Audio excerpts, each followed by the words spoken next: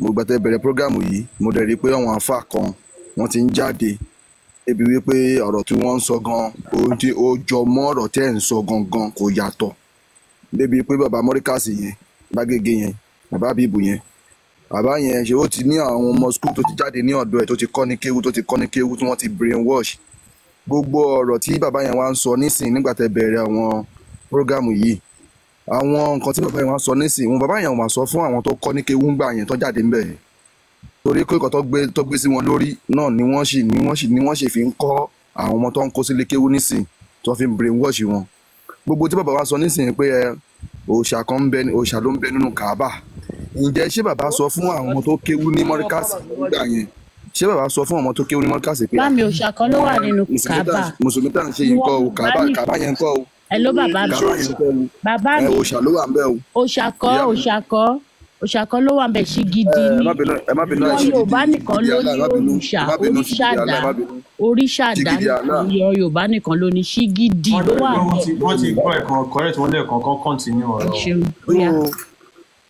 bàbá yẹn ò wá sọ fún wọn pé ṣìgìdì Allah ló ń bẹ nínú Kaaba yẹn o tó ní 360 àbí mélòó ló pè tó ń bẹ níbẹ̀ kò wá sọ fún wọn so orú àwọn ọmọ yẹn nísìnyí gẹ́gẹ́ tó ṣe bèrè wọ́n ṣì wọ́n gbà yín tábà wá ń sọ fún wọn nísìnyí pé mùsùlùmí tí ẹ̀tẹ̀ ń ṣe yìí aláàtẹ̀ wá ń pè yẹn ṣìgìdì máa ní wọ́n bá yín jà wọ́n bá yín máa pò wọ́n bá ní rárá sẹ̀ torí pé kí ni torí òun tó ti sọ fún wọn ni so mo dẹ̀ rí i pé nǹkan tí bàbá yẹn ń ṣe báyìí bàbá Lágége yẹn tó ń ṣe yẹn bíbẹ̀ tẹ́ pé bàbá yẹn ti ń tọrọ ìdáríjì ẹ̀ṣẹ̀ ó ti ń tún ayé ẹ̀ ṣe torí pé gbogbo ohun tí yẹn bá máa ṣe láyé tó bóun kò ṣe rere kódà kò ṣe kà ilé ayé lọ́dún ti máa jẹ ìyà ẹ̀ kò sí kankan tó yẹn lọ jẹ lọ́run ilé ayé yìí lọ́dún ti máa jẹ ìyà yẹn so ilé ayé yìí náà ni ti máa tọrọ ìdáríjì ẹ̀ṣẹ̀ mo rí i pé bàbá yẹn ti ń tọrọ ìdáríjì ẹ̀ṣẹ̀ ní gbogbo ọ̀rọ̀ tí bàbá yẹn sọ o because mo tún rí ọ̀rọ̀ kan tó tún sọ tí bàbá yẹn tó sọ because gbogbo ọ̀rọ̀ tí bàbá ti sọ sẹ́yìn tó ń wá ṣe ifamotography ni ṣífà ṣe kinní kan ni ó ti fi kinní yẹn wọ́n ti fi brain wash àwọn ọmọ tó jáde ńbẹ̀ nǹkan yẹn dẹ̀ẹ̀dẹ̀ lọ́mọ yẹn sì gbé sórí tabarọ́ ọmọ mi wá sí mo rí bọ̀bọ̀ kan bóyá mọ́ríkàsì ọmọ yẹn bọ̀bọ̀ náà ti jáde tó ń sọ̀rọ̀ mọ́ sórí báyìí tó ń sọ sórí Lámúrúdù wọ́n láti Mẹ́kà ó ṣe kinní kan ó ṣe gbá gbogbo ọmọ bọ́ìsì yẹn àti mọ́ríkàsì gbogbo wọn ti jáde gbogbo ọmọ tó pọ̀ jù nísìnyí mọ́ríkàsì gbogbo wọn ti jáde wọ́n dẹ̀ brain wash wọn ni for example mo ní bàbá mi kan wòlíì ni wọ́n wá lọ sí ẹni wá ṣe ó ṣe birthday ogé àkàrà òyìnbó ẹnìyẹn ṣe birthday ọjọ́ ìbí orí kádùn so mo wá rò pé ìyá yẹn pé bó ṣe pé wòlíì náà ló pe àwọn àǹfà ẹjọ́ mọ̀ pé àwọn àǹfà yẹn débẹ̀ pé wọ́n rí àwọn wòlíì yẹn lásán báyìí inú dẹ̀bẹ̀ sí ní bí wọn pé wọ́n rí àwọn wòlíì yẹn pé wọ́n ti fojú kàn wá rárá ìyẹn ni mo wá rí ohun tẹ́ kà jáde nínú Kùránì wọn pé àwọn ọ̀nà sára àwọn kírísítẹ́nì kan má bá wọn ṣe yín mo fi wá wò pé abájọ ibi tí ọ̀rọ̀ yẹn tí ẹ̀ ń lọ nìyẹn tí nǹkan tán ti gbé sí wọn lórí abájọ so nǹkan tó fà á nìyẹn tí àwọn àǹfààní yẹn fi ń lera mọ́ àwọn kírísítẹ́nì yẹn ń jọ yẹn so ẹ mọ̀ àwọn àtàkà Kùránì nsìn àwọn sọ pé afẹ́ gbé Kùránì afẹ́ kà afẹ́ mọ̀ nǹkan tó wà ń bẹ̀ ẹni tó bá mojú okùn ló máa tú so ẹni tó ka Kùránì ló máa tú Kùránì fún wa àwọn èmi olómi ń sìn ní ọ̀ka Kùránì nígbà sọ pé bí a pé mo mọ nǹkan tó wà ń bẹ̀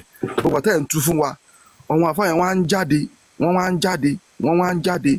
wá ń sọ wọ́n wá ní orí bẹ́ẹ̀ ẹni wo Abíbùlágbàjì pàtó jáde tẹgbẹ́ Kùránì kò jáde sọ Bùkárí odun náà tó lọ gbé Kùránì kò jáde ó ní Kùránì eléyìí ó ní kò sí ó ní nǹkan tó ò da gbogbo ẹni mò ń wò onígbogbo nǹkan tí ò da ló ń bẹ níbẹ̀ ẹ gbàtẹ́ mọ̀ pé kò da kí ló dé ṣé dandan kẹ́ka fún wa ni ṣé dandan ká gbọ́ ni ṣé dandan ká ṣe nǹkan yẹn ni ẹ wá ní ẹ máa yí fún wa kí ló ń jẹ́ pé wọ́n yí fún wa nǹkan tí ò da ẹ wá ní ẹ fẹ́ máa yí fún wa ṣé dandan ká wá ṣe nǹkan ṣé dandan ká gbà ni. so nípa ìdí èyí ẹ jọ̀ọ́ mo tọrọ Ọlọ́run kínní yìí à ń ṣí ẹ̀ náà àdè máa tó máa ṣí ẹ̀ náà ni tẹ́lẹ̀ bá ti dáwọ́ dúró àánà máa tẹ̀lé yín lẹ́yìn bẹ́ẹ̀ ni torí pé eléyìí ti kúrò pé máa jó lọ mò ń wẹ̀ yín o torí pé ọjọ́ kan gbogbo wa ni bẹ́ẹ̀ ni ọjọ́ kan gbogbo wa ni bẹ́ẹ̀ ni ọjọ́ kan gbogbo wa ni torí pé ohun tẹ́ ń ṣe yìí ojú everybody ń ṣe ojú everybody rẹ̀ ńlá dẹ̀ ni bẹ́ẹ̀ ni torí pé ẹlòmíì tó ti kírun mọ́ sìn àlàáfíà débẹ̀ lómi lóòótọ́ bẹ́ẹ̀ ni so ẹni míì sìn tó sì kì ní sìn tó torí pé ó fẹ́ lọ kírun ó torí pé ó fẹ́ lọ kí ìran ọjọ́ yẹn ṣé ìwà ni kó wá kú ni wọn lè kú, bó kírun ò lè kú, bó lọ ṣọ́ọ̀ṣì ò lè kú, bó ṣàwo bó ṣẹ́ ní tiẹ̀ ò lè kú. Olódùmarè ti tò gbogbo nǹkan, ó ti tò gbogbo nǹkan ẹ̀ bí ẹ̀rọ kọ̀ǹpútà ni. So Olódùmarè ti tò gbogbo nǹkan ẹ̀, ó ti sẹ́ẹ̀tì gbogbo nǹkan ẹ̀ sílẹ̀. So àwa aládélé ayé là ń ṣera wa. Ó dà ìpò lánàá tí mò ń gbọ́ program tẹ̀ lánàá, mo wà ní program yìí lánàá. Ìyá Mólíkà tó fẹ́ gbé mi wọlé, but oró ti ń kàn mí ló jẹ́ kí n lè wọlé lánàá. Tí wọ́n sọ̀rọ̀ pé bóyá òrìṣà àbí òrìṣà tí wọ́n sọ̀rọ̀ nípa òrìṣà, tí wọ́n sọ̀rọ̀ pé ta ni báwo ni òrìṣà, pé àwọn bàbá ńlá wa alálẹ̀ tá à ń sọ̀rọ̀. Orú alálẹ̀ yẹn ní ọ̀dọ̀ títà wa a máa ń pè wọ́n ní oṣì. Àwọn tàdá ń pè ní oṣì dẹ̀rẹ̀ ní ọ̀dọ̀ títà wa ní Ìjẹ̀bú-Ọ̀dọ̀ wa. Àwọn tó jẹ́ pé àwọn tó jẹ́ ògbóǹtarìgì tó jẹ́ àwọn bàbá tí wọ́n lólẹ̀, tí wọ́n dẹ̀ mọ̀ pé wọ́n nífọ̀n wọn lè kan náà, tí wọ́n ṣe gbogbo nǹkan tó jẹ́ pé àwọn náà ságbára débi bóyá pé ogun ń bọ̀ àwọn lọ dúró tí wọ́n jẹ́ kógun yẹn kókó wa. Ṣé abẹ́ ń gbádùn mi nísìn? So orú wọn yẹn tí wọ́n bá kú a máa ń bọ wọn ni, torí pé wọ́n jẹ́ èèyàn takuntakun nínú ìlú, torí ká má bàa gbàgbé wọn. Àbí ẹ̀ ń gẹ́tì mi nísìn? So orú wọn a máa ń pè wọ́n òrìṣà, la máa ń pè wọ́n lọ́dọ̀ títà wa. A máa ń pè orú wọn bẹ́ẹ̀, a máa ń pè wọ́n ní òrìṣà, torí pé òrìṣà wọn dá òrìṣà, a máa ń pè wọ́n lóríṣà. But pé a fi máa ń bọ wọ́n gẹ́gẹ́ bí alálẹ̀, a máa ń pè wọ́n ní oṣì. Torí pé tá a bá fẹ́ bọ bàbá, a bá fẹ́ bọ ìyá wa náà, a máa ní a fẹ́ bọ oṣì, a fẹ́ bọ oṣì ilé. Kí la ń pè lóṣì ilé? Àwọn bàbá àwọn ìyá wa tí wọ́n ti lọ táwọn sẹ́ńtúrì tó ti lọ àtúnbọ wọn ni. So tá a bá wá sọ pé bóyá pé ẹbọra, torí pé ẹbọra yàtọ̀ sí ṣìgìdì. Olódùmarè tó dá ẹbọ, Olódùmarè ló dá ẹbọra. Lára ẹbọra tó dá bẹ́ẹ̀ náà láti rí Ògún, ibẹ̀ náà láti rí Èṣù, torí pé ẹbọra ni wọ́n. Ẹbọra Olódùmarè ló dá wọn. Gẹ́gẹ́ bí wọ́n sọ pé Christian sọ pé áńgẹ́lì, ajagunmalè. Olówó ìfọ̀n jáwọ́ ni. Abẹ́ ń gbádùn mi. Ẹ yẹ kí a gba ẹlòmíì láyè kí wọ́n. So nípa ìdí èyí, kó Olódùmarè kó bá a ṣe o. Ẹ ṣe gan, mo dúpẹ́. Ẹ lẹ fún mi ní àsìkò. Mo dúpẹ́ kẹ́lòmíì kó sọ̀rọ̀. Mr. Ogunbi ìṣe wà ń bẹ̀ tán máìkì yín. Mr. Ogunbi, tẹ́ bá ti gbé yín wọlé, ọ̀dọ́ yín máa ń pariwo, la ṣe máa ń mute yín. Tá a bá tún ní kẹ́ tún sọ̀rọ̀ báyìí, ẹ̀ tún ní mọ̀ bẹ́ẹ̀ ṣe máa tán máìkì, ẹ̀ tún máa bọ́lẹ̀, ẹ̀ tún ṣètò wá wọlé padà. So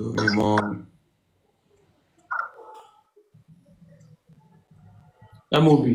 Pípín network mi tán wà yẹn ni ò dáa. Bàbá mi MS bàbá ẹ kú ìtọ̀. Ẹ̀rọ ẹ̀ka o. MOB. Network olówó Èkó gan lọ mú bọ̀. Ó sì máa stable mi mọ reason. Ẹ bá a power tap ẹ̀yin ara lè jọ. Ẹ bá a power tap bí àkèjì máa ṣá orin sígbà yẹn. Ẹ bá a power tap. Àtàwọn ẹ̀dẹ́ ẹni sùúrù ẹ̀yìn ọ̀rẹ́ mi síbẹ̀ kú ti mọ̀ pé. Ẹ bá a power tap. Ń jagun bí ẹ. Nígbà wà nìyẹn sẹ́lọ̀rẹ́ ni. Kájà fọ̀. Kájà bàbá náà bàbá rẹ̀. Ẹ̀rọ ti jẹ́ ìṣẹ̀wẹ̀rẹ̀ bọ́ ọ̀gbìn kúkú yìí. Olówó Èkó mo wá accept omi ìmọ̀ reason ti. Ẹ kì í send invite. Alówó lọ́dún bí jèrè. Mo ti accept olówó Èkó yìí. Káàkiri ìdílé owó Èkó wà yẹn ká gbé wọn sí áńgù mi, ó máa ń fà gbà mí. Ìmọ̀gàn tó sọ. Tí ó dúró lé ọkọ. Ẹ bá a power tap ẹ jọ.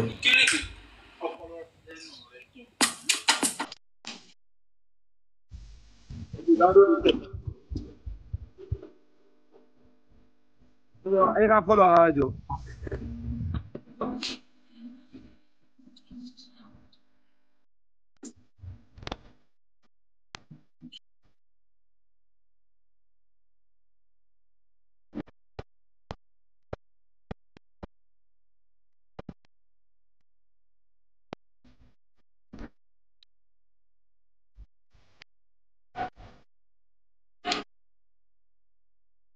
Ẹ bá wa táàpù o.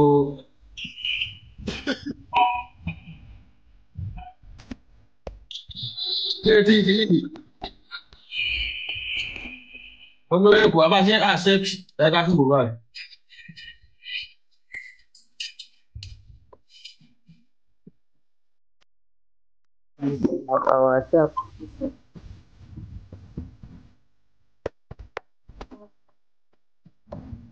Alájí alájà ìbẹ̀rẹ̀ orí burúkú.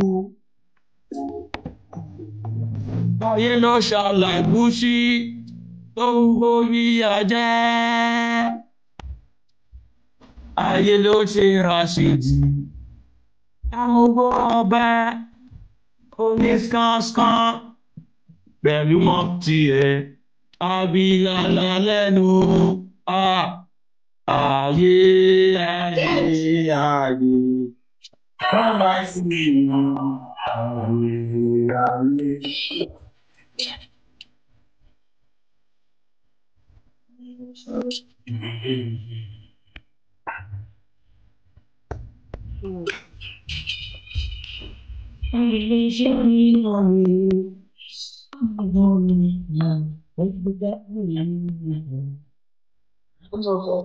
kí ló ṣe nẹ́tíwọ̀kì olówó èkó báyìí?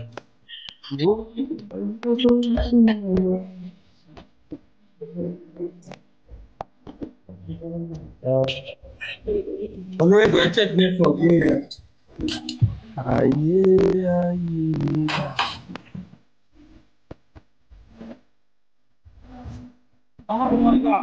Bẹ̀rẹ̀ àṣàkì. Ayé máa ma ṣe wá o. Olómi máa ma bí àlejò àwọn onígbà bá wò ó. Káyé máa sọ mí dá. Èlò rẹ̀.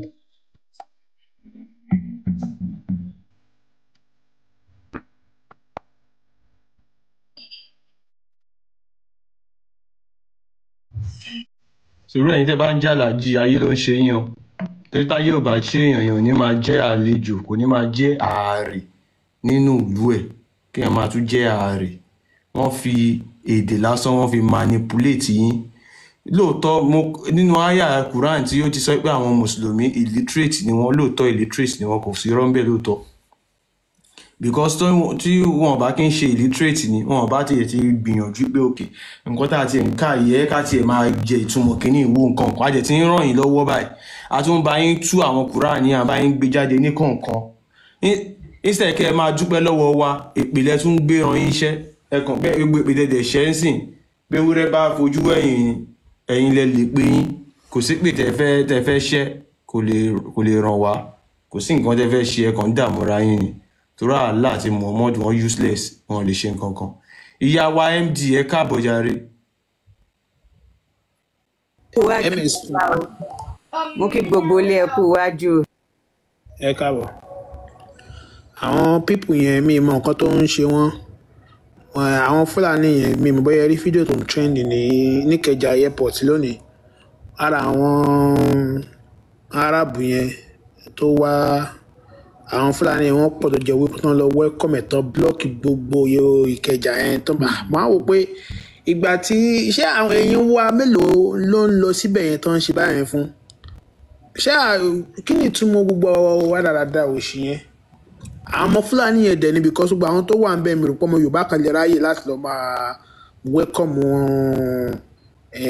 Arab kìnìkan tí kàn wá tí kàn dá lóru káàkiri gbogbo àwọn kan yẹn àwọn yẹn wá ẹ jẹ́ ká ronú àwọn nǹkan táwọn ò lè ṣe fáwọn tí wọn ò kà wá kún èèyàn lọ́dọ̀ wọn tí wọ́n wá sí bíbẹ̀ a máa kẹ́ wọn lójú kẹ́ wọn ní mú gbogbo àwọn kan wọ̀nyí là ń sọ fáwọn èèyàn wa àwọn tí wọn ò kà wá kún tẹ́ pé wọn ò lè ká fọwọ́ kọ ọmọ wọn tàbí kéèyàn fẹ́ ọmọ wọn kan àwọn èèyàn wa gan tó bá fẹ́ ọmọ wọn gan wọ́n mọ̀ kọ́ ọmọ yẹn lọ́mọ ni wọ́n láwọn kọ́ lọ́mọ kò lè ọkọ tó tẹ̀ fẹ́ yẹn gan wò lè fún níwò ẹni ọ̀sẹ̀ kọ́ lọ́mọ náà máa fún níwèé gbogbo àwọn kan tí ò mọ́pọ̀lọ́ dání tá à ń sọ fáwọn èèyàn wa dégbà àwọn kan wọ̀nyí nítorí ọjọ́ ọ̀la ni o kì í torí nǹkan míì àwọn pípọ̀ yìí mọ nǹkan tó ń ṣe o wọ́n dẹ̀ ní mission àwa là ń wò pé bóyá ìfẹ́ òótọ́ olódùmarè ìfẹ́ ló kọ́ wa ṣùgbọ́n àwọn ìfẹ́ kan bẹ́tẹ́ pé àlè máa ní tẹ́ pé à ní láti engage pẹ̀lú ẹ̀ àwọn fẹ́ ẹni náà gbọ́ ìtàn tí bàbá wa sọ ní last 2 weeks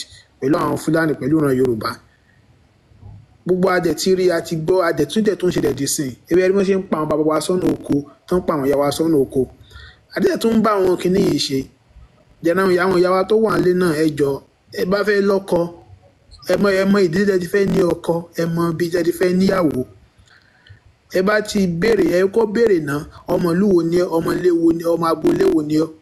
Ẹni tí bá ti bá ìrìn ọ̀sẹ̀ kan ọ̀sẹ̀ méjì tẹ́lẹ̀ fọgbọ́n bílẹ̀ oríkìlẹ̀ wọn tí ò sì lè porí kìlẹ̀ wọn ẹ jìnnà sírò ẹni yẹn. Nítorí ẹ pé bá kẹ́nìbọ̀dì máa fẹ́ tó bá wù ó ṣùgbọ́n ẹ jẹ́ ká ṣe kí ni ẹ jẹ́ ká kóra wa ní ìjánu nítorí ọjọ́ ọ̀la àwọn ọmọ wa àti ìran wa pẹ̀lú ilẹ̀ wa. Ẹ má jẹ́ ká fi nǹkan tí a fẹ́ jẹ ká bà kan tá a fẹ́ jẹ́jẹ́ ẹ jọ̀ọ́ a fi Olódùmarè bẹ̀ yín. Ọ̀rọ̀ yìí gan àwọn ìyá wa gan lọ́kàn jù àtàwọn ẹ̀gbọ́n wa kọ̀ọ̀kan náà àwọn àbúrò ẹ pé tẹ́ bá fẹ́ fẹ́yàwó náà ẹ mọ bí tẹ́ ti fẹ́ fẹ́yàwó ẹ jọ̀ọ́. Tẹ́rí kò sí irọ́ nù àwọn nǹkan tẹ́ sọ yìí mo dẹ̀ ń try láti ìgbà mi máa jókòó máa wò pé lóòótọ́ àwa lè ti dàgbà ká máa sí láyé mo kàn máa wò pé in the next 100 or 150 years báwo ni ilẹ̀ Yorùbá ṣe fẹ́ rí torí tẹ́ bá wo àwọn Fúlàní wọ́n ti wà láàrin wa wọ́n ti márì sáàrin wa wọ́n ti bímọ àwọn ọmọ wọn dẹ̀ ti ń dàgbà pẹ̀lú àwọn ọmọ tọ̀dọ̀ tiwa náà ládùúgbò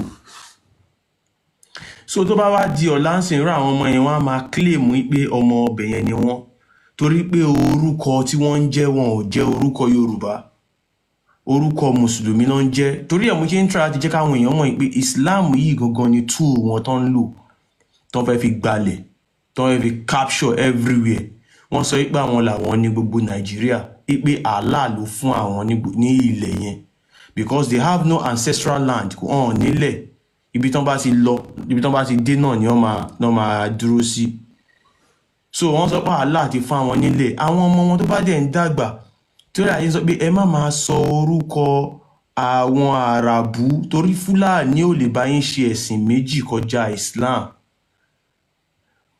àwọn tó bá jẹ́ Yorùbá tẹ́ ẹ bá tiẹ̀ fẹ́ ṣẹrú a ò sọ pé kẹ́ má ṣẹrú fún Saudi tẹ́ ẹ bá fẹ́ ṣẹrú ẹ jẹ́ orúkọ Yorùbá gangan Ògún kìíní kan tẹ́ ń jẹ́ yẹn tó jẹ́ orúkọ ọ̀rọ̀ yín ẹ máa jẹ́ ó máa nira fáwọn Fúlàní láti já àwọn orúkọ yìí lẹ́ máa ti mọ̀ pé Fúlàní lélẹ́yìí Yorùbá lélẹ́yìí àwọn ọmọ tí wọ́n ń bílẹ̀ lénìí ẹ̀dẹ̀ má gbàgbé wọn ní ẹyin ló ń dàkúkọ àwọn ọmọ yìí náà fẹ́ wá lò lọ́la tán máa sọ pé ó yá jáde fún kánsẹ́lọ̀ láti kánsẹ́lọ̀ wọn àtìlẹ́yìn wọn máa kó ara wọn wọlé tán máa vóòtì fún ẹ ò ní mọ bó ṣe máa jẹ́ ó dẹ̀ máa win láti kánsẹ́lọ̀ á lọ sí House of Rep láti rep ẹ gbọ́ pé ó ti lọ sí governor ẹ ti lose ẹ nìyẹn ẹ wo gbolẹ̀ Haúsá lẹ́nìí gbogbo àwọn governors wọn pátápátá Fúlàní ni wọ́n àwọn Haúsá wá ń ṣerú lórí ilẹ̀ bàbá wọn wọ́n ti pa ìtàn wọn rẹ́ wọ́n ti kọ́ńkà wọn the same plan náà ni wọ́n fẹ́ ṣe nílẹ̀ Yorùbá la ṣe ń sọ fún yín pé wọ́n kàn fi ẹ̀sìn yìí wọ́n fi bò yín lójú wọ́n kàn fi parọ́ ni Allah tí wọ́n gbé wá fún yín kò kí ń ṣe Ọlọ́run kò ń ṣe Olódùmarè èèyàn ọmọ Yorùbá gbọ́n ìran Yorùbá gbọ́n ẹ jẹ́ ká lọ wo ìwé yìí tá bá ṣe ń kà táwa náà bá kà fún yín ẹ̀yin náà máa wo nǹkan tó ń sọ Ọlọ́run ò lè sọ àwọn ọ̀rọ̀ yìí Ọlọ́run ò lè ní kẹ́ ẹ jà kẹ́ máa pààyàn ẹ̀yin náà kọ́ máa pààyàn kọ́ dẹ̀ máa ṣe bísímìláì kọ́ dẹ̀ máa dúnbú èèyàn kọ́ máa ṣe Allahu Akbar kọ́ máa dúnbú èèyàn kọ́ máa ó yẹ kẹ́ ẹ ti mọ̀ pé Allah yóò kì í ṣe Ọlọ́run ti mọ àṣẹ oníkálukú ti ní nǹkan tó yan àyàn ọmọ ti wà fún oníkálukú ìgbà tó mọ̀ ọ́ bá lọ́rùn ṣe máa sọ pé kẹ́ àwọn èèyàn kan tún lọ máa pa àwọn èèyàn kan ẹ wo gbogbo àgbáyé báyìí Islam ní problem èèyàn yẹ ká mọ̀ nǹkan tá à ń ṣe kíní ìkó ń ṣe nítorí tọ̀dọ̀ ti wà kò sí àlùjọ náà kò sí náà bóyá pé àlùjọ náà àti iná tí wọ́n fi dẹ́rù bà ilé ṣe wò pé àwọn àfáà ìjọba tẹ̀ bá ti ṣe Islam ẹ máa wọ náà kò sí náà kankan tẹ́ ẹ bá tún ṣe Islam gangan lẹ máa jóná àwọn àfáà wọn ò ní sọ òdodo fún yín ọ̀pọ̀lọpọ̀ àwọn àfáà yìí dẹ̀ tún ní Fúlàní ni wọ́n mo fẹ́ kẹ́ mọ̀ pé àwọn àfáà tó ń jẹ tó yẹ pé wọn ò níṣẹ́ tó yẹ pé iṣẹ́ Islam ni wọ́n fi ń jẹun wọn ò ní sòdodo fún yín nǹkan tẹ́ ẹ fẹ́ gbọ́ ló máa sọ fún yín àwọn tó dẹ̀ tún jẹ́ pé Fúlàní ni wọn ò ní fi Islam yìí náà ní fílẹ̀ torí pé ọ̀nà kan ṣoṣo tí wọ́n lè lò láti fi kọ́ńkalẹ̀ Yorùbá nìyẹn wọ́n á máa sọ fún yín pé kẹ́ ẹ má ṣe ẹbọ torí wọ́n mọ̀ pé ẹbọ yẹn tẹ́ ẹ bá ń ṣe gbogbo plans àwọn kò ní wá sí ìmúṣẹ ìran Yorùbá dẹ̀ ní ẹlẹ́bọ ni wá bólódùmarè ṣe dá wa nìyẹn ẹ̀yin èèyàn ẹ ṣẹbọ ẹ ṣoògùn ẹ jàṣejẹ ẹ síngbẹ́rẹ́ kò sí nǹkan kan tó fẹ́ ṣe yín kò sí náà kankan agbára tó lódùmarè fún wa nìyẹn tó bá jẹ́ pé ẹbọ kò dáa, tó jẹ́ pé àṣejẹ kò dáa tó lódùmarè fún wa, fúnra ara olódùmarè kò ní jẹ́ kó ṣiṣẹ́. Tẹ́ bá lo nǹkan ṣe bí olódùmarè ló sọ pé kó jẹ́, òun ló máa jẹ́ kó ṣiṣẹ́ náà. Tí nǹkan yẹn tó bá jẹ́ nǹkan yóò dáa, olódùmarè mọ bó ṣe máa ṣe tí ò ní ṣiṣẹ́ náà. Tó bá jẹ́ pé àwọn nǹkan yẹn jẹ́ nǹkan tí ò dáa, àwọn Fúlàní, àwọn àáfà Islam kan ló máa wá ti Saudi wá sọ fún wa pé nǹkan tẹ́ ń ṣe nílẹ̀ yín kò dáa. Ẹ dẹ̀ má gbàgbé, wọ́n á máa sọ fún yín wípé ilẹ̀ Mẹ́kà lẹ ti wá, ilẹ̀ Àràbù lẹ ti wá, torí pé wọ́n ń ṣiṣẹ́ pẹ̀lú Àràbù. In the long run, tí wọ́n bá ti Islamize the whole nation, ẹ ti fún ara yín ti sọ pé ilẹ̀ Mẹ́kà lẹ ti wá. Táwọn ará Mẹ́kà bá wá lọ́la, wọ́n á ní orí ilẹ̀ àwọn ni, torí ẹ ti sọ pé àwọn làwọn nílẹ̀. Wọ́n dẹ̀ máa clear everybody. Jihad ló máa ṣe. Wọ́n á clear everybody, kò dẹ̀ ń sí nǹkan tó máa ṣẹlẹ̀, torí ẹ ti sọ wípé gbogbo yín ẹ ti pera yín sọ pé Mùsùlùmí ni, àwọn Àràbù dẹ̀ ni Mùsùlùmí. These are the facts. Àwọn nǹkan tá a bá sọ fún yín bí tó jẹ́ facts, ẹ dì mú. Tẹ́ bá lọ yiri ẹ wò, confirm ni. Tó bá sọ pé Muslim, àwọn Àràbù, àwọn ará Saudi, àwọn Àràbù, àwọn funfun, àwọn ló ń jẹ́ Muslim. Ìdí nìyẹn. Ẹ wo Egypt, ṣé báwọn dúdú ló wà ńbẹ̀? Ṣé nígbà táwọn náà gba Islam ló fi conquer wọn, jihad ló fi conquer wọn. Ẹ wo Morocco, ẹ wo Algeria, ẹ wo ilẹ̀ Haúsá lẹ́nìí. Àwọn Haúsá orúkọ tó ń jẹ́ tẹ́lẹ̀ Bayero, àwọn orúkọ tó ń jẹ́ nìyẹn. Wọ́n máa já àwọn orúkọ yẹn mọ́, wọ́n ti ń jẹ́ orúkọ, wọ́n parọ́ fún wọn pé orúkọ yẹn orúkọ Islam. Orúkọ Islam kọ́, orúkọ Arab ni, they Arab names. Ǹjẹ́ Abdu, Arab names ni now. So wọ́n fẹ́ conquer wọn, wọ́n ti gba orúkọ wọn, wọ́n ti gba àṣà wọn, wọ́n ti gba agbára lọ́wọ́ wọn. Nísìnyí báyìí àwọn Fúlàní ló ń jẹ ọba lé wọn lórí náà. Àwọn Fúlàní ló ń jẹ emirs. Fúlàní ni àwọn ló hold gbogbo political, gbogbo àwọn governors wọn Fúlàní ni wọ́n. Ẹ wo Buhari tó kúrò ńbẹ̀, Fúlàní ló tún rúlu wa. Fúlàní tí wọ́n pé wọn ò nílẹ̀. Wọ́n ń ṣọmọ Nàìjíríà, wọ́n dẹ̀ tún rúlu wa ní Nàìjíríà. And the same thing, wọ́n fẹ́ gbá sí gbogbo ilẹ̀ Yorùbá. Ẹ wo wọ́n ṣe gba Ìlọrin. Wọ́n ń sọ Yorùbá, Fúlàní ni wọ́n. Wọn ò dẹ̀ lè ever fi Islam lẹ̀. Láyé ń sọ fún ẹ̀yin tẹ́ ẹ jẹ́ ọmọ Yorùbá gangan. Ẹ fi Islam lẹ̀, kò lérè, kò sáǹfààní kankan tẹ́ fẹ́ jẹ. Tẹ́ ẹ bá ṣe Islam ẹ máa jóná. Kí wá ní ìdí tẹ́ fi ń ṣe? Adé ń sọ fún pé àṣà Àràbù ni ẹ ò ní. Ọlọ́run tó dá wa ò nẹ́sìn. Ọlọ́run ò kí ń ṣe Christian. Ọlọ́run ò kí ń ṣe Muslim. Ọlọ́run ò nẹ́sìn náà. Ẹ̀sìn dàbí cult ni. Wọ́n mú wá láti wá fi split àwọn èèyàn. Ipe ó yá ayé, àwọn kan máa ṣàyè, àwọn kan máa ṣe ẹyẹ. Bẹ́ẹ̀ sì ṣe rí nìyẹn, bí Christianity àti Islam ṣe rí nìyẹn. Wọ́n mú wá láti fi divide wa. Ẹ jọ̀ọ́, ẹ wò, nǹkan kan wà mind mi tí mo ti fẹ́ sọ. In fact, last week díẹ̀ ló kù. Ẹ jẹ́ kí MS ṣe tán, MS tẹ̀síwájú. Ẹ má bínú. So bí mo yẹn sọ lọ, wọ́n fẹ́ mú ẹ̀sìn yìí wá, wọ́n tó bá ti dàárín wa rú. Ẹ̀yin tẹ́ ẹ jẹ́ ọmọ Yorùbá náà máa lò láti máa fi kojú àwọn ọmọ Yorùbá. Wọ́n máa sọ fún yín pé Allah ti ní kẹ́ pààyàn. Ẹ lọ wo inú Quran náà, Allah ló ní kán pààyàn, Ọlọ́run ò lè ní kẹ́ pààyàn. Pé dandan ni ẹ gbọ́dọ̀ máa pààyàn, ẹ gbọ́dọ̀ máa jà. Ọlọ́run ò lè sọ bẹ́ẹ̀. Wọ́n máa wá mú ẹ̀yin tó jẹ́ ọmọ Yorùbá, wọ́n á kojú yín pé kẹ́ kojú ìjà sí ọmọ Yorùbá ẹgbẹ́ yín. Wọ́n á ní wọ́n fẹ́ ká máa para wa, tá bá para wa dé ojú àmì, táwọn náà ti overpower wa. Ẹ̀yin tẹ́ ẹ jẹ́ ọmọ Yorùbá tó kù, wọ́n á pa ẹ̀yin náà ni. La ṣe ń sọ fún yín. Ẹ mọ̀ ẹ ká kọ́kọ́ máa jẹ́ orúkọ wa, orúkọ Yorùbá. Adéwálé, Adékúnlé, Ọláyẹmí, àwọn orúkọ tó rẹwà wà, orúkọ Yorùbá tẹ́ lè jẹ́. Tẹ́ bá ti kọ́kọ́ jẹ́ orúkọ yìí ló ti kọ́kọ́ fi hàn pé ọmọ Yorùbá ni yín. Tẹ́ bá ti ẹ fẹ́ ṣerú àti mọ̀ pé òkè ọmọ Yorùbá lélẹ̀, kẹ́ẹ̀dẹ̀ mọ oríkì yín, kẹ́ẹ̀ mọ bí tẹ́ ti ṣẹ̀wá, kẹ́ẹ̀ mọ ìtàn yín, torí àwọn Fúlàní ò ní tàn, wọn ò dẹ̀ níran. So àwọn Fúlàní fẹ́ lo every means wọn to take over the whole nation. So ẹ jọ̀ọ́, gbogbo nǹkan tá a dẹ̀ ń sọ nípa Islam fact ni, a ò parọ́. Tá a bá ṣe bẹ́ẹ̀ rà, mo máa ń sọ níbí, ẹ̀rí bá àwọn àfáà yẹn, ẹ̀rí pé orí íńtánẹ́ẹ̀tì ni wọ́n ti lè máa jánu. Wọn ò lè wá síbí. Tán bá wá síbí, ẹ̀yin náà kúrò tá a bá gbé Quran jáde, a máa ti fi both Arabic and the translation artifice. Irọ́ tẹ́ fẹ́ pa ó yẹ pa fún wa bí. So wọ́n á dẹ̀ parọ́ torí pé wọ́n mọ̀ pé táwọn bá parọ́ tá bá ti lọ tá ti ṣẹ́ǹkì àwọn báyẹn tá ti gbá wọn mú ó ṣe ṣe ká post kíní yẹn síta ni wọ́n ṣe ń ṣe kíní náà ṣe ń sá. I've said it many times. Irọ́ ni everything tí wọ́n ti sọ fún wa from A to Z láti bẹ̀rẹ̀ about Islam, it's all lies. Irọ́ ni. Number 1, Allah kì í ṣe Ọlọ́run, confirm. Number 2, wọ́n mọ́jú wọ́n sí gbogbo ayé, àwọn Àràbù nìkan ni wọ́n rí fásì àti gbogbo ayé tàdé mẹ́rin ẹ̀wà. Number 3, Allah inú Kaaba ló wà, ṣìgìdì ọlọ́wọ́ ọ̀tún méjì ni. Wọ́n tú nǹkan yìí. Okay, àwọn bàbá wa ti sọ pé nígbà yẹn kò sí internet ojú dúdú àbí nǹkan kan nígbà tó ń gbẹ́sìn yìí wá. Ṣé báwọn bàbá yìí náà bí àwa yìí a dẹ̀ lọ sí school akàwé. Táwa náà dẹ̀ tún máa wá wí pé okay, àwọn bàbá wa tí wọ́n dẹ̀ ti investigate nǹkan tó gbélé wa lọ́wọ́. We have the right to investigate it, to check who is this Allah? Why is Allah asking us pé ká máa pààyàn? Why is Allah bí sọ pé ká máa fẹ́ ọmọ kékeré? Who is this Muhammad? Báwo ni Muhammad ṣe máa fẹ́ ọmọ kékeré? Báwo ni Muhammad ṣe máa bá òkú sùn? Báwo ni Muhammad ṣe máa bá ẹranko sùn? Báwo ni Muhammad ṣe máa jalè? Tí Allah tẹ́ máa sọ fún wa pé èèyàn dáadáa tá a gbọ́dọ̀ follow, tá a gbọ́dọ̀ tẹ̀lé, òun ni Muhammad pẹ̀lú gbogbo tó ṣe yẹn. La ṣe ń sọ pé alẹ́ tó ń pariwo.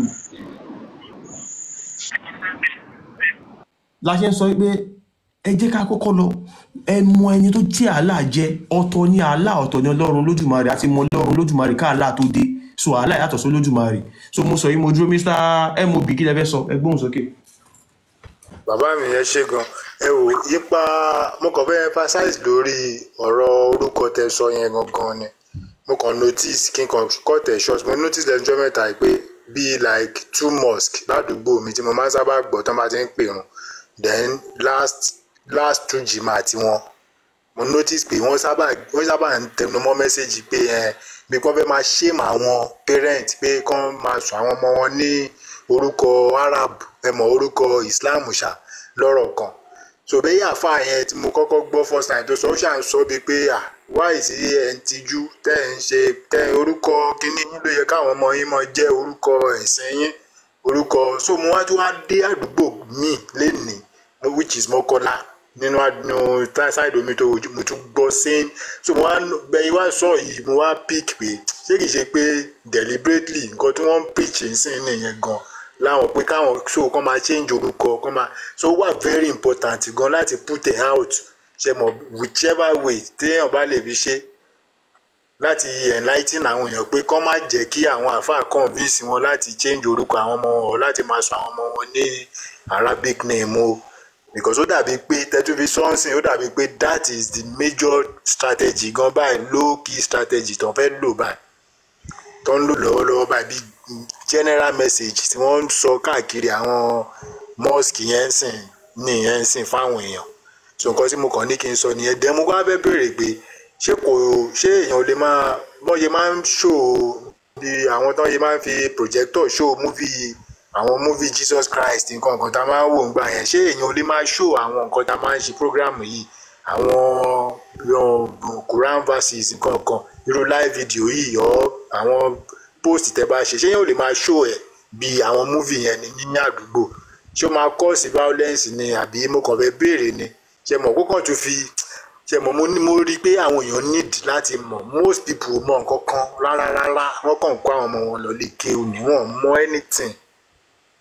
Mr. MOB lórí awareness yẹn nǹkan tí à ń try láti ṣe ń bí ẹ̀hàn pé àwa ò sí nílé àwa dẹ̀ lè lo agbára táwa ní láti lè sọ àwọn nǹkan yìí. So irú ẹ̀ àwọn tó bá wà nílé tó bá wà Naija ni wọ́n lè ràn wá lọ́wọ́. Ẹ lè show ẹ̀ náà kò sí nǹkan ẹ lè play ẹ̀ ń gbé ẹ máa gbọ́ nǹkan báyìí tó bá sọ pé nǹkan tá a sọ yẹn kò rí bẹ́ẹ̀ tá a jẹ́ dárúkọ Quran verse báyìí náà dárúkọ lọ́kà ẹ bá wa ṣí lọ́dọ̀ yín kí ni nǹkan tí kìíní sọ tẹ́ a sọ táwọn because awareness yìí àwọn èèyàn wá gbọ́dọ̀ mọ̀ àwọn tó dẹ̀ ti mọ̀ àwọn kan ti wá síbi tí wọ́n ti mọ̀ tó dẹ̀ ti lọ change orúkọ àwọn ọmọ wọn a gbọ́dọ̀ continue, a ò gbọ́dọ̀ dúró. Ẹ̀yin tẹ̀dẹ̀ wá nílẹ̀ gbọ́dọ̀ ràn wá lọ́wọ́ láti máa bá wa play ẹ̀ fáwọn èèyàn pẹ̀lú speaker ẹ máa play ẹ̀ káwọn èèyàn máa gbọ́. Tá a bá ní kẹ́ lo projector ẹ lè lo projector but ìyẹn máa jẹ́ live. Bẹ́ẹ̀ dẹ̀ ṣe sọ ẹ mọ̀ àwọn people yìí they are violent in nature. Allah did wọ́n máa jà. So they can do anything. Èèyàn tó bá jẹ́ fẹ́ ṣerú nǹkan yìí ó gbọ́dọ̀ ọkọ̀ ti get pé at least pé security pé èèyàn kan àbí nǹkan kan àbí kó wé pé tí wọ́n bá fẹ́ ba instrument òun lò tí wọ́n ní fẹ́ bàjẹ́ because òkúta lọ́wọ́ wọ́n máa fẹ́ máa lò òkúta wọ́n lè máa sọ̀kò ẹ̀ ní mọ̀ ibi tó kúta yẹn ti ń wá ṣe understand. So àwọn èèyàn wá ní láti gbogbo àwọn pípọ̀ yìí orúkọ wọn á kọ́ gba orúkọ wa wọ́n á sọ wá di ọmọ ara. orúkọ yẹn sẹ́ẹ̀ notice ẹ̀ gan lẹ́ni yìí ordinary gbàtọ̀ tó ń pè irun tọkàn give message wọ́n sì sọ̀rọ̀ yẹn again náà. So mo wá rí i pé style náà fi ń sọ kinní yẹn bí pé wọ́n ń ṣèmù àwọn parent bí pé wọ́n ń fọgbọ́n ṣèmù wọn so ẹ̀mọ̀ wọn á lè tètè àwọn èèyàn á lè wò pé ó dẹ̀ yẹ káwọn ẹ̀mọ̀ wọn á lè tètè rí wọn convince. wọ́n rò pé why tó fi necessary even last week Friday tí mo gbọ́ last week Friday ẹgbẹ́ mosque ẹgbẹ́ big mosque yẹn tó ti ń ṣe jimat ni mo gbà kọjá báyìí mẹ́sẹ̀jì yẹn mo gbọ́ wájú ọlọ́run àti mi lè mú mọ́ra mú kàn sọ loud and clear ni àwọn kan fara wọn láwọn kan tó ṣe kò ní báyìí táwọn èèyàn máa sọ orúkọ wọn tó máa change ṣé Saudi náà bí wọn sí ni tó máa ní kọ́ change orúkọ. The first thing sir ni pé a ní èèyàn tí tó bá tẹ̀ jẹ́ tó bá lè rí security kí èèyàn tó dẹ̀ lè máa ṣe polongo tó máa gbé káàkiri gbogbo ilẹ̀ Yorùbá get táwọn èèyàn bá ti kọ́kọ́ mọ̀ táyà ti sọ agenda wọn pé báyìí ẹmu Yorùbá báyìí. Exactly ẹ mọ̀ general awareness tó jẹ́ pé ẹ mọ̀ ẹni tí ó ní access sí internet bọ̀ bẹ́ẹ̀ sọ yẹn gangan náà ni exactly bẹ́ẹ̀ but tó bá máa jẹ́ pé lágbára Ọlọ́run ṣàìmí náà àwọn èèyàn kọ̀ọ̀kan náà tí mò ń tọ́wọ́ awakened but tó jẹ́ Christian side torí Christian side náà ni but background tèmi Muslim ni but tipẹ́tipẹ́ náà ni wọ́n á ti convert sí Christian but later gbogbo wọn ṣe gbogbo family mi sin Christian ni wọn but èmi nìkan mo ò ṣe anything so irú bẹ́ẹ̀ sọ́nsìn yìí mi ì tí ì rí ní ẹ̀ńtájọ́ share same idea or something like that but nǹkan tí èmi kàn máa nǹkan tí màá kàn ṣáà fi sí máa meditate lórí ẹ̀ màá máa meditate lórí ẹ̀ máa wo bó ṣe lè possible nǹkan tí mo fẹ́ àdì nìyẹn ṣe gan.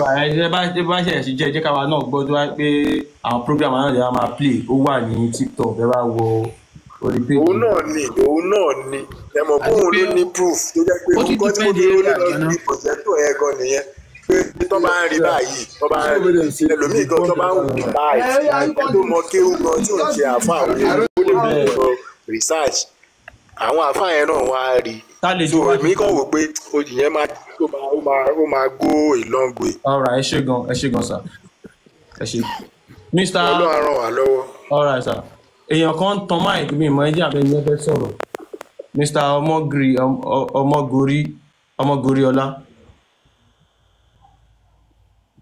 Ọmọgórí Ọlá Ọláìdé. ẹ kálẹ́ o.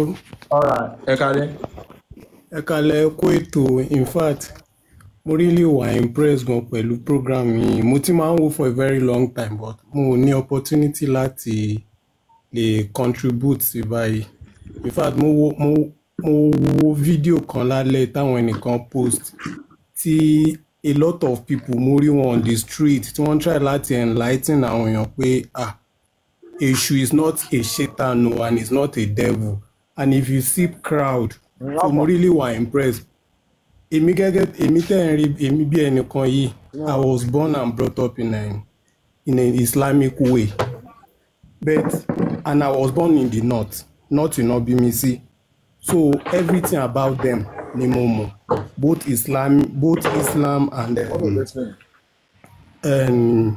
all this northern culture so gbogbo ẹni mo mọ̀ irú èèyàn tí wọ́n jẹ́ so àti gbà yẹn mo ti wò pé no this religion is somehow so that is why tèmi ò ṣe ń practice ẹ̀ láti kékeré tèmi mi ń practice ẹ̀ Ismail orúkọ mi so mo really wà ẹnugbà tí mo wá ń follow program yìí mo really understand so many things about us especially we the Yorubas. Mo really understand so many things nípa culture wa tó dẹ̀ ń jẹ́ kí n mọ̀ wípé yes ọmọlúàbí ni wá, because a lot of crisis ni mo ti witness ní Kaduna. A lot of crisis wọ́n ti pààyàn lójú mi all in the name of religion. Wọ́n ti pa olóyún lójú mi tí wọ́n tún yọ ọmọ inú ẹ̀, you know, all in the name of religion. Wọ́n ti gé ọmọ Igbo kan lórí just because of pé wọ́n ní ìyàwó ẹ̀ fi tírà ó fi nùdí fọ́mọ, you know, gbogbo kìíní yẹn mo àwọn nǹkan tí mo witness ni kò ń ṣe pé wọ́n sọ fún mi. So pé kéèyàn sọ ọ̀rọ̀ Islam àbí nǹkan kan, in fact program yìí ó really enlightening and mo dey wish kí a lot of people kan really máa follow ẹ̀, because Islam kò ń ṣe religion mi ní parọ́ fún yín, kò ń ṣe religion. Wọ́n kàn fi dọ́gbọ́n brainwash àwọn èèyàn, kàn fi enter àwọn èèyàn, kàn gbalẹ̀ wọn, kàn ṣe so many things, kàn pààyàn. Nǹkan tèmi understanding pẹ̀ yẹn láti kékeré ti tèmi. Nǹkan tèmi even àwọn tó jẹ́ family mi gan tó jẹ́ parent mi wọ́n believe pé bóyá ọmọ náà àbọ̀ mi èṣù kan ní mí ni, because life tèmi ó yàtọ̀ sí life wọn totally.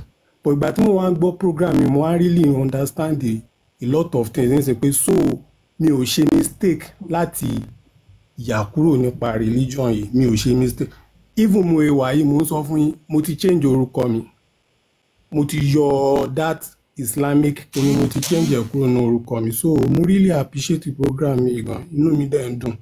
So Ọlọ́run á sì máa fún yín lókun àtàgbára láti máa ṣe, because tí o bá ń ṣe irú program yìí irú àwọn èèyàn tí wọ́n ń ṣèwọ́de tó ń try láti enlighten àwọn èèyàn pé èṣù is not a Satan, all those things ṣé mo tẹ́lẹ̀ kò lè wáyé. So Ọlọ́run á sì máa fún yín lókun àtàgbára. Èmi ò sí Nàìjíríà, Rwanda ni mo wà, bet mo rí bí wọ́n ṣe ń ṣe ń bí by compared to Nigeria tó wọ́n ti fẹ́ sọ gbogbo àwọn èèyàn dolórí burúkú, wọ́n ti fẹ́ pa àwọn èèyàn tó wọ́n ti dé brain àwọn èèyàn mọ́lẹ̀. In fact àwa Yorùbá need a lot of things láti ṣe lórí ọ̀rọ̀ Islam yẹn, wọ́n ṣe máa wọ́ wọn kúrò ní Nàìjíríà especially nílẹ̀ Yorùbá yẹn. Ẹ̀sìn yẹn kò ń ṣẹ̀sìn. Ọlọ́run á máa fún yín ṣe o. Kan tí mo kàn notice náà nìyẹn. Ẹ ṣé bàbá.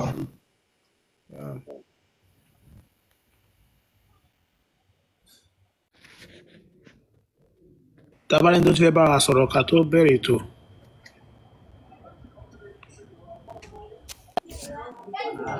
Ẹ kálẹ́. Ẹ kálẹ́ o. Bàbá. Ẹ bá a ṣe kí a kí.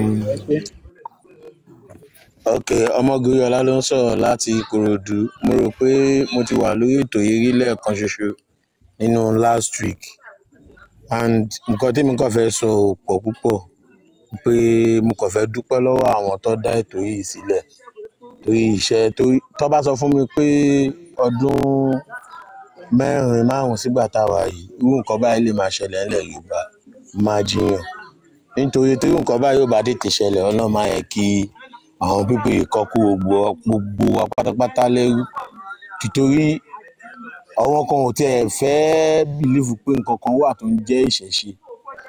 Ó ní àáfàá kan ní sáìdì ọ̀dọ̀ wa nínú Ìkòròdú bí tí ọ̀rọ̀ jọ sọ̀rọ̀ tó ní wọ́n máa ń gbọ́ludé Islam, wọ́n dẹ̀ máa ń gbọ́ludé ti Christian. Ó wá ní iṣẹ́ máa ń gbọ́ludé ìṣẹ̀ṣe nítorí mi jẹ́ kó máa mọ̀ pé ìṣẹ̀ṣe ni àwa, torí tó bá bímọ lè ti tọ́ wa Ifá ló máa àwọn onífá ló máa ń sọmọ lórúkọ lọ́dọ̀ títí wa, torí gbogbo fámìlì wa pátá kò sí èyí tí ò ní fá. Ó wá ní kí ló fà á tí wọ́n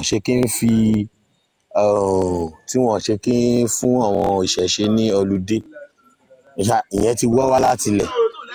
Àwọn nǹkan yẹn náà lèmi náà fẹ́ throw sórí ètò, because I really need ẹ̀ ní Nàìjíríà pé kíní yìí 3 religion ni, at least lóòótọ́ a máa ń ṣe ìṣẹ̀ṣe day, but ìṣẹ̀ṣe day yẹn tó bá ń káàkiri gbogbo àgbálá ayé gbogbo Nàìjíríà ó gbọ́dọ̀ máa jẹ́ kó máa wà. Ìṣẹ̀ṣe day yẹn náà ọjọ́ tó ń ṣẹ̀ṣẹ̀ ṣe dé yẹn ọlọ́dún náà gbúdọ̀ wà fún lórílẹ̀‐èdè yìí náà so that a lè gba ẹni máa ẹ̀ṣẹ̀ mọ̀ pé à ń jàjà yẹn takuntakun àwọn ọmọdémọ̀pọ́lọ̀ wọn kọ́ wa mọ̀ ṣe á jẹ́ nǹkan tèmi rí fẹ́ sọ sí orí ọ̀rọ̀ yẹn nìyẹn. so ẹ ṣe Mr. Omogoriola ìṣẹ̀ṣe ò kí ń ṣe ẹ̀sìn ṣẹ́gẹ̀t ìṣẹ̀ṣe jẹ́ àṣà àti ṣe wa ó dẹ̀ jẹ́ ọ̀nà bàbá wa fi gbé ayé ìyẹn way of life tẹ́ bá dẹ̀ mọ̀ August 20 wọ́n máa ń fún wa ní holiday ìṣẹ̀ṣe so bí yẹn ṣe jẹ́ nìyẹn ẹ ṣe ms ẹ jẹ́ àtẹ̀síwájú. mo ń bọ̀ wá lówó èkó ẹ fún mi few minutes ẹ káwọn tó wọlé ẹ sì sọ̀rọ̀ sọmọ gúrẹ́ láti sọ̀rọ̀ àbí. ẹ ká ọmọkùnrin àwọn ti sọ̀kalẹ̀. ẹ kàn fún mi few minutes mo ń bọ̀. pípa àtìlẹ́nìkan bíbá Adé Oliver kí lórúkọ yín kí lè fẹ́ bá wa sọ. Mr. Oliver. ṣé ẹ wà ń bẹ́ẹ̀ yes Oliver.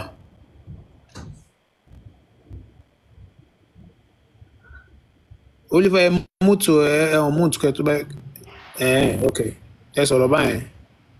ẹ kálẹ̀ o ẹ kúṣẹ́ takuntakun àwa ń gbádùn iṣẹ́ yín gan àwa náà inú ẹ̀sìn Islam yìí ló bá wa náà sí tó jẹ́ pé gbogbo àwọn ẹbí wa gan Islam yìí Muslim yìí ló ṣì ń ṣe àwa ò dẹ̀ sí nílé àwọn díẹ̀díẹ̀ táwa náà àwa tiẹ̀ ti kọ́kọ́ jára wá ń bí iná láti bí ọdún bíi mélòó kan láti wà ń bí láti bí ọdún bíi 5 táwa náà ti kú òǹlé láti rí pé irú àwọn tó tẹ̀ ń ṣe irú èmi ń sin South Africa ni mo wà àwọn tó ń ṣe Islam gan bí gan bẹ́ẹ̀ ni mo ti kọ́kọ́ rí pé wọ́n ò ṣe Islam báwọn wèrè tó wà ní Nàìjíríà ṣe ń ṣe Islam gbogbo àwọn tó tiẹ̀ wá ń bí bó tiẹ̀ jẹ́ ẹ̀rọ torí èmi máa ń gbá research gan pàdé mi gan ti bẹ̀rẹ̀ tí ń gbá research mo ti rí pé kátàkátà ni gbogbo nǹkan táwọn ilé ń ṣe bó tẹ̀ yẹ pé àwọn tó wà ń bì bó ṣe ń ṣe yàtọ̀ bó jẹ́ ẹ̀rọ náà ó yàtọ̀ so program yóò gbọ́dọ̀ máa continue káwọn ará ilé wa bọ́ tí nǹkan tí mi kàn fẹ́ sọ ń bẹ̀ ni pé bí most of àwọn tó wà Naija ṣe máa awareness yẹn wọ́n nídìí ẹ̀ gan because èmi bí lè pẹ́ exposure òun gangan ló máa ń fún yàn knowledge so exposure yẹn táwa díẹ̀díẹ̀ ti ní bí pa ń jáde ara àwọn kankan tó ń fún wa lẹ́ exposure yẹn so tá a bá lè try láti ná irú èmi sì ti bá bá àwọn àbúrò mi sọ̀rọ̀ ń sìn bí èmi ṣe máa tó bá orúkọ tó ń fún mi gan mo ti ní kó má pè mí bẹ́ẹ̀ mọ́ èmi ò jẹ́ bẹ́ẹ̀ mọ́ àwọn tó wà ń bí àwọn díẹ̀díẹ̀ tó mọ̀ mí láti ilé ọ̀gbẹ́ni má pè mí bẹ́ẹ̀ mọ́ mi ò jó orúkọ yẹn mọ́ so gba Islam yẹn a gbọ́dọ̀ kọ́ twist brain so àwọn people yẹn náà ń ṣiṣẹ́ gbogbo manipulative way lọ́dẹ̀ ń lò àwọn tactics yẹn wọ́n ti ní wọ́n ń ṣe meeting gbogbo àwọn tíra yẹn so gbogbo àwọn nǹkan tẹ̀ ń ṣe ó tiẹ̀ dáńsì wọn náà ti bá wa ṣe wọ́n ti tú gbogbo wèrè tó máa ń kà fún wa ńgbà tá a kéré gbogbo ẹ̀ ti wà ní English ń sìn so bẹ́ẹ̀ ni ẹ ṣe sọ lẹ́ẹ̀kan irú àwọn tó wà ń lé tán lè bá wa èèyàn gbọ́dọ̀ máa bọ̀ díẹ̀díẹ̀ náà tán lè máa play nǹkan bẹ́ẹ̀ àbí kán máa try láti máa reach out sáwọn èèyàn kọ̀ọ̀kan àwọn èèyàn wa from there ó máa spread so gba àwọn ways irú orúkọ ń sìn ẹ̀rọ orúkọ yẹn ń sìn àwọn orúkọ yẹn number 1 first tactics láti fi capture wa nìyẹn kíkọ́ máa sọ wá láwọn orúkọ àwa gan ò identity má pè mí lórúkọ mi ò ń ṣàràbù gbogbo àwọn tó wà bí everyday ni mò ń bá wọn so èmi gan dẹ̀ ti ń win àwọn sóòlù kankan mo ti ń jẹ́ àwọn tó súnmọ́ mo ti ń jẹ́ kán máa rí àwọn kankan pé ọ̀gbẹ́ni gbogbo irọ́ láwọn eléyìí ń pa àwọn eléyìí wọn ò níṣẹ́ wọn ò ní nǹkan kan so program yẹn jọ ẹ jẹ́ ká máa try and ways tá a bá tún lè máa fi enlighten àwọn ti lé most of àwọn tó bá wà Naija tán lè reach out sáwọn other peoples tó wà nílé èmi bí lè pé with time ó máa gain ní ground gan àwọn èèyàn ojú wọn máa là gan so nǹkan tí mo ní kí n sọ nìyẹn ẹ ṣé gan. ẹ ṣé gan ẹ ṣé gan. olówó èkó mọ̀ ń bọ̀ ẹjọ́ ṣé ṣe nọ́mbà tí wọ́n ṣe tàkànbí ṣe nẹ́tíwọ̀kì ni. ó lè jẹ́ bẹ́ẹ̀ àkànbí ò tí ì wọ. bàbá mi jẹ ẹ̀yin náà ibi tẹ́ ẹ wà yẹn náà ní iṣẹ́ program yẹn everywhere iṣẹ́ ibi tẹ́ ẹ wà yẹn náà iṣẹ́ àwọn kan náà. bá mi olówó èkó bóyá àgọ́rùbọ̀ yìí o. olóògbé kalẹ̀ o ẹ kalẹ̀ bó ẹ kọjọ mẹ́ta mo sọ̀rọ̀ kan lẹ́ẹ̀kan ẹ̀ tí dè ní ẹ pa nǹkan tó yẹ kẹ́lẹ́ kẹ́lẹ́ lọ́mọ́ bọ̀. Mo sọ̀rọ̀ kan lẹ́ẹ̀kan yẹn tí dé lẹ́ẹ̀kan yẹn mo ní design strategy tí àwọn bí fẹ́ máa lò bọ̀ kọ́ gbogbo ọ̀nà ẹni ọ̀nà tí wọ́n bá máa gbà tí wọ́n máa gbà tó máa fi pé àwọn lè rí pé àwọn bọ́ọ̀sì rí nǹkan táwọn achieve ní Yorùbá yẹn Ọlọ́run ní fún wọn ṣe lágbára Ọlọ́run. So ìkan tí mi rí tó fi fíìmù ṣe ń lọ sí ẹgbẹ́ ìgbà tó ń gbéṣẹ́ ra wá sí tó ń rí pé àwọn Yorùbá sọ pé àwọn sọ pé àwọn ò fẹ́ ọ̀fẹ́. So their own messing wọn ò fẹ́ bá pariwo wọn ò fẹ́ bá lò lágídísì. So society tí wọ́n lò ní north tí wọ́n lò ní Ìlọrin tí wọ́n á ṣe òun náà wọ́n fẹ́ padà sínsìn. Ìdí ni pé anywhere anything tó jẹ́ pé bíi governor anything tó jẹ́ pé bíi kan ńláńláńláńlá lù òun làwọn fẹ́ gbà wọlé. Torí kan sì last week yẹn sì ń sọ pé ẹni tí wàá ti dìbò fún ẹni tí wàá ti àwọn gbọ́ àwọn tí wàá ti support Sharia kí àwọn mùsùlùmí kó má dìbò fún. So nísìnyí sáré tàn fẹ́ẹ́ lò sí ni pé ẹni tí ìrora yẹn bíi governor àwọn sáà wọ́n fẹ́ wá ní kán di èèyàn kan gbé bíi state kan nínú state bíi ẹ̀fà bíi méjì tá nílẹ̀ Yorùbá wọ́n fẹ́ pàwọ́ pọ̀ wọ́n sáà make sure pé ìkànnì wọn kó dípò governor nílẹ̀ Yorùbá ṣé kò yẹ ni so tó bá débẹ̀ yẹn ìkànnì wọn tó bá débẹ̀ yẹn so ibẹ̀ náà máa gbà wọlé so nǹkan tí èèyàn bá ti ń fẹ́ nǹkan tí èèyàn bá ti sọ ṣe pé èèyàn bí gómìnà yóò ti ní náà nọ́mọ́ náà tí èkó yẹn tí èèyàn lọ́wọ́ ti débẹ̀ wáyé débò gómìnà so á ní àwọn èèyàn lálálá náà nínú ìlú tí wọ́n náà máa fi sípò tó pé nǹkan táwọn bá ti sọ ṣe understand mi so sáyé tán wọn fẹ́ lò gọ́gọ́ sí ni. nǹkan tẹ́ sọ yé mi màá dẹ̀ ní ó yé wa ìdí ni pé àwọn nǹkan tẹ́ sọ yé mi ọba lọmọ nǹkan tẹ́ sọ yé mi ó dẹ̀ yé wa ìdí ni pé àwọn ẹlòmíín lè máa ṣẹ̀ṣẹ̀ mọ̀ tẹ́ bá wo bíi Kwara State nsìn nǹkan tí wọ́n ń lò ń bẹ̀ nìyẹn gbogbo àwọn tí wọ́n wá láti bíyà Ìgbómìnà àwọn gbogbo àwọn ìlú tó wà ní àyíká abẹ yẹn ẹ rí i pé wọn ò jẹ́ kí wọ́n dépò gọ́vnà wọ́n gé gbogbo wọn débi pé bó ṣe jẹ́ pọ́n bá wọn ṣe mùsùlùmù wọ́n gé wọn pé tí wọ́n bá wọlé ìfẹ́ Yorùbá àjọba lọ́kàn wọn àti bẹ́ẹ̀ nǹkan gbogbo nǹkan tó ti ń ṣe láti bẹ́ẹ̀ ó máa lólẹ̀ ni wọ́n ṣe ń gbìyànjú gbogbo bíi Fúlàní ìkò ń ṣe pé èyí tó àìsàn sọ síta yìí wọ́n wà fọ́ọ̀sì gan sọ ilé ni pé ibi tí ẹni tí ó bá ti ṣe Muslim káwọn má dìbò fún mọ́ ìdí ni pé wọ́n wò pé táwọn bá ní majority tẹ́lẹ̀ àwọn máa fi béèrè lọ́wọ́ gọ́vnà bọ̀ wọ́n rí pé àwọn ti lulẹ̀ báyìí sìn kò sí ìbò tó fẹ́ dì wọ́n sọ wọn ò sọ o kò lè ṣeé ṣe nílẹ̀ Yorùbá tó dàtú kò ń ṣe pé mi nìkan gbogbo Yorùbá ló fi ń gbọ́ ló fògùn ẹ̀ gbá rí pé gọ́vnà tó bá fi lè sọ pé òun gba ṣèríà báyìí ọjọ́ yẹn ló máa lọlẹ̀ Haúsá torí bọ́dẹ̀ ṣe máa ń gbé wá lélẹ̀ wọ́n máa sọ fún yín pé ṣèríà yẹn àwọn ò fi géèyàn lọ́wọ́ àwọn ò fi pààyàn àwọn kan fẹ́ fi máa ṣe nìkáì ní fún ìgbéyàwó lásán bọ́n Muslim ṣe máa kírun bọ́ ṣe máa sọ fún yín nìyẹn bọ́ ṣe sọ fún wọn lé Haúsá nìyẹn àti bẹ̀rẹ̀ tó mọ̀ wá lọ́mọ kan jalè wọn lọ dájọ́ wọn máa gé ọwọ́ ẹ̀ tó bá tẹ̀lé ti ṣe ẹyọ kan bó ṣe máa lọ nìyẹn so àwa ò dẹ̀ fẹ́ ìtàjẹ̀ sílẹ̀ nílẹ̀ Yorùbá so ẹ ṣe tẹ́mẹ̀sì bá ti ṣe tán kọ́ yẹ ká gbóhùn sókè. olóyè kò mọ́ bọ̀. Mr. Wahid network àkànbí ò ti dá ẹ lè gbóhùn sókè Mr. ẹmẹ̀ẹ́sẹ̀ fẹ́yàwó tuntun ni ẹ jẹ́ kí wọ́n tẹ̀lé àwọn ọlọ́run. Mr. Wahid ẹ lè gbóhùn sókè so àwọn ọ̀dí tàbí sọ pé nípa ṣẹ̀ríà gan ó tó lọ́tọ̀ ká má ti jànú kúrò lórí ẹ̀ torí nǹkan tó fẹ́ ni pé wọ́n máa ń ṣe ọgbọ́n kan ní ìlú Nàìjíríà yẹn tẹ́ bá wò tí nǹkan kan bá ń lọ tó bá ti di pé ẹ̀ sọ pé ẹ̀ fẹ́ àwọn ìjọba yẹn dídì lọ́wọ́ nǹkan tó máa ń lò pé ẹ lọ fi nǹkan kan síta ó lè jẹ́ bí nǹkan ọ̀dárayá bí entertainment àbí ọ̀rọ̀ kan wọ́n lè ní kéèyàn tó fẹ́ ká gbogbo àbí. wọ́n mọ̀ pé tí àwọn èèyàn bá ti wá ń sọ nǹkan yẹn gbogbo àwọn èèyàn máa wá yá síbẹ̀ wọ́n máa sọ so inú mi dùn pé àwa Mr. Sambo ti wọlé àmọ́ kan tó fẹ́. jẹjẹ màá yí sọ̀rọ̀ mi tán Mr. Sambo máa ní sùúrù so tó bá ti ju nǹkan síta bí entertainment báyẹn wọ́n mọ̀ pé àwọn kan máa gbé tọ́pìkì yẹn lẹ̀ wọ́n á mú entertainment yẹn so kò dẹ̀ sí nǹkan tó fẹ́ ṣe mọ́ àwa Yorùbá ti jí torí a ní platform oríṣiríṣi táwọn èèyàn ti wọ́n base lórí nǹkan tó ń sọ irú àwa ń bì báyìí sìn ṣèrí àtọ̀wọ̀n ti ẹ̀ sọ yẹn ó jẹ́ topic táwa ti ń sọ níbi táwọn tó gbé jáde MD ẹjọ́ bá wa mute MSL lè bá mi mute MD network wọn o. ọ̀dọ̀ mi kọ́ o ok.